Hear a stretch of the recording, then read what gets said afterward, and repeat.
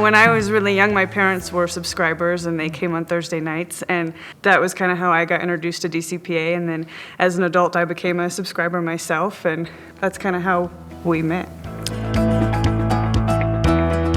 I work on an abort system for the human space program. So if something goes wrong during launch, you want to get the astronauts out of the picture really quick.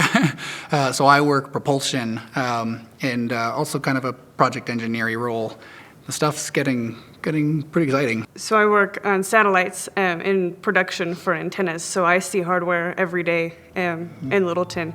We're actually building satellites there. I'm a big Hamilton fan when that came through, but definitely on the theater company shows, I liked Indecent a lot. And 2050 we really loved. Really loved 2050. Because we got to see it at the Play Summit, and then when it was a reading, and then watched it evolve into the full production. Yeah, I liked Whistleblower a lot too. The Whistleblower was really great. I know Zoe's Perfect Wedding was the first one we saw together. So that one's kind of a special show for us. Yeah.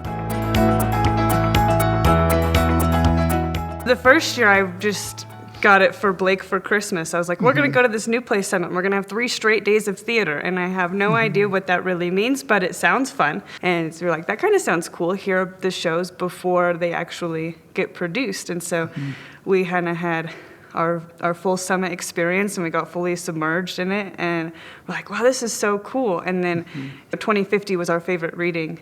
The first year we went to the summit, and then it actually got produced this last year, and that was really cool to see. Different aspects of it were very similar to what I was expecting, and a lot of pieces of it were very different than what I was expecting, and I was really impressed.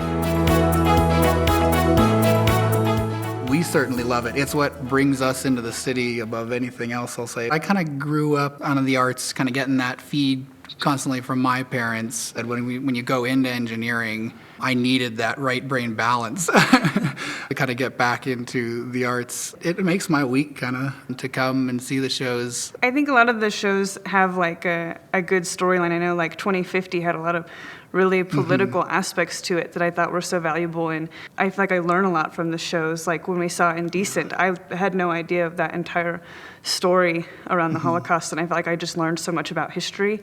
And so I think in a way it, as fun as it is to just go watch a fun musical, there's a lot you really learn from them too. Theater company shows, like in the round, in the space theater and stuff, it's such an intimate setting.